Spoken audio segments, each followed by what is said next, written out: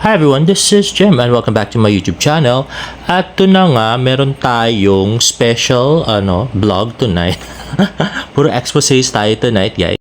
Ito na nga, alam ko na marami sa inyong galit kay David Fan at hindi naniniwala. Pero maraming nakuhang ebidensya tonight at kami mismo ang nanguha. So, ito nga, yung sabi niya, yung Mother's Day bouquet of flowers, bakit pareho nung lola nung girl sa binigay ni David? So, ito na nga from Glass House, binigay kay Tita Eden. Thanks David Licauco. And then, thank you baby boy. Thank you David Licauco. Yan naman ay post ni Miss Jan Navarro, ang manager ng Barda at Net. So, ito nga yung post nung lola nung girl, yung Alex. So, same bouquet of flowers nga. So, meron yung may mga umalma na nung oras na yan. Kasi sobrang coincidence na yung painting, tapos yan, diba? Bouquet of flowers. At yun nga, nagkataon pang fina-follow ni Ilan Licauco yung Glass House Flowers. So, ito nga yung mga palaisipang post ni Tita Eden nung Mother's Day. So, meron siya nakuhang bouquet of flowers at nilagay lang thanks. Hindi sinabi kung kanino galing, no? So, medyo nakakaduda na yon. At merong IG story siya na nag-greet sa kanya ng Happy Mother's Day po, tita. Still hoping to see you soon po. Take care po. Always stay pretty po. Always.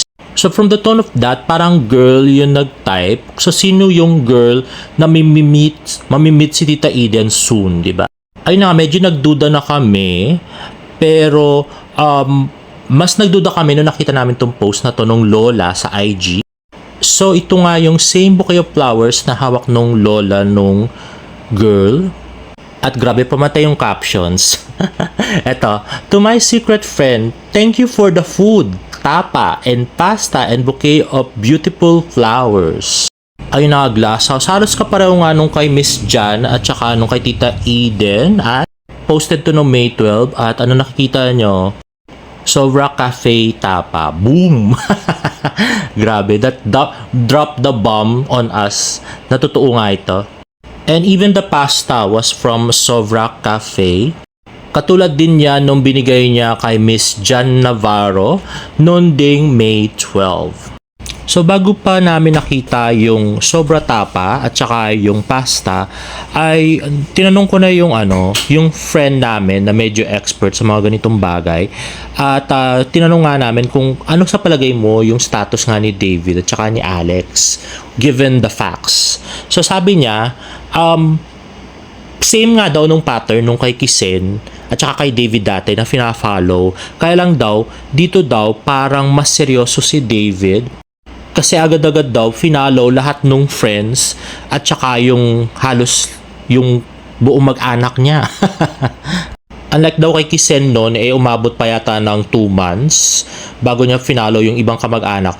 Tapos, ang nangyari pa, si Tita Eden nga ay never nag-follow kay Kay. At then we saw more pictures. Ito ngang post ni David, yung kasama niya si Jean, nasa electric bar daw sila. At ito medyo edited yung picture nito. Yung picture na to ay galing doon sa best friend nung Alex na fina-follow din ni David. So after nga daw nila mag-electric bar ay nag-Beverly rooftop sila. At yun nga, birthday celebration pala yun ni David. At yan, June 15. At ito nga si Alex, guys. Now, edited to, may kasama siya dapat girls, pero binura ko na lang. So, because of those things, medyo strong na yung evidence namin na talagang magjowa siguro tong dalawang to, si David at saka yung girl. Kasi, bakit niya naman bibigyan ng sobra tapa at saka pasta at saka bouquet of flowers yung lola kung, di ba, hindi special yung girl, tapos finalo yung buong angkan. Tapos yung painting profile pic nung girl, na isa lang yung artist dun sa isang picture ni David Licauco sa kanyang TikTok. So sabi nga ng friend ko, good as pag-amin na raw yun, sabi niya.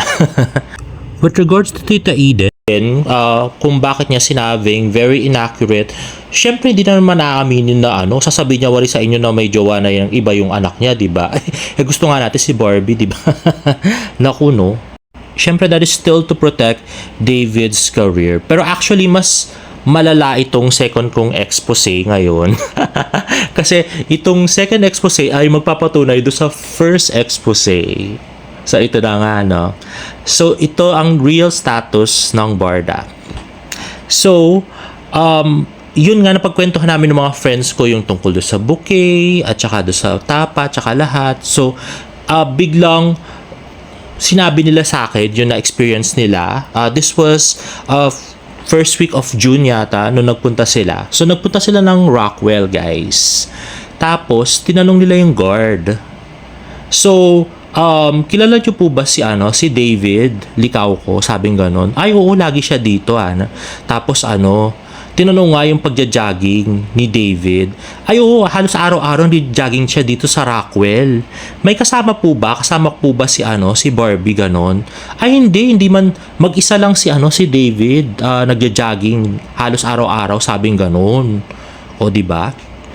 Tapos pumunta naman sila ng Power Plant Mall. So nagtanong-tanong din sila sa mga empleyados doon at saka ilang guard tungkol nga sa kung kilala nila si Barbie at saka si David at kung nakikita nila doon sa Power Plant Mall na magkasama, 'di ba? Umaasa kami, 'di ba? Tapos yun sinabi ng mga empleyados, ay opo, kilala po namin si David. Lagi po siya dito. Kaya lang hindi niya po kasama si Barbie. Either mag-isa po siya o may kasamang ibang tao, hindi si Barbie Fortesa. Tapos, si Barbie po, kilala rin po namin, madalas din po siya dito, pero ang lagi niya pong kasama ay si Tito Tony. O, diba? So, ibig sabihin, hindi nagde-date yung Barda. Kasi kung nagde-date sila, di sana sinabi nung mga empleyado na magkasama, sinabi nila nga, pinipilit nga nila na pumupunta nga doon yung si Barbie at saka si David separately at hindi sila magkasama ever. So yung sa pagja-jogging, kasi 'di ba si David nga sa Rockwell nagja-jog halos everyday. Tapos si Barbie kasi sa Ayala at saka sa Salcedo siya nagja-jog. That's usually sa Ayala every Sunday yon. Tapos yung sa Salcedo, depending on the day, libre siya sa taping. So ibig sabihin, hindi talaga sila nagsasama outside work, guys. Walang Barda, walang secret relationship. Wala, guys, no? So, parang pinaasa lang pala tayo nung mga nag-i-splok na si Pikwa at saka si KJ na may secret relationship, may special something. Wala naman. So, ang feeling namin nga, ang special something ni David nga ay yung si Alex at hindi si Miss Barbie Fortesa. Lalos na, hindi naman sila nakitang magkasama ever, kahit na pareho silang pupunta ng Rockwell or pareho silang pupunta ng Rockwell tsaka BGC, ganyan, never silang nakitang magkasama. So kung gusto nyo ng proof, evidence, kayo mismo pumunta kayo sa Rockwell at saka sa Power Plant Mall. Magtanong-tanong kayo doon. Magugulat kayo. Hindi niyo na pala kailangan ng vlogger para mag-splok kung ano yung totoong status ng Barda. Hindi niyo na rin kailangan ng detective. Pumunta lang kayo sa Rockwell at saka sa Power Plant, malalaman niyo lahat. Wala naman pala talaga. Kaya nga ganun yung kay D, diba? Yung special yung girl, finalo niya na yung buong angkan, tapos binigyan niya pa yung tapa, tsaka yung flowers, tsaka pasta yung lola, kasi nga, yung girl na yun ang special sa kanya. Si Barbie is just a co-worker, a friend. Ganun lang. So, alam ko because of this, medyo may mga mawawala ng gana sa Barda. Pero sana supportan pa rin natin yung P77 movie ni Barbie Fortesa, July 34. At saka yung Beauty Empire. No, papasok na si David. At may Moments of Love pa sana tayo ng Pasko. No? Hopefully, kung matutuloy. Pero, yun na nga. Hindi sila real, guys. May na si David, love life. So, si Barbie, we're still waiting. So, hanapan na lang natin. Anyway, guys, if you like this video, please give it a thumbs up and please subscribe to my YouTube channel for more Barda updates. See you in my next vlog. Bye!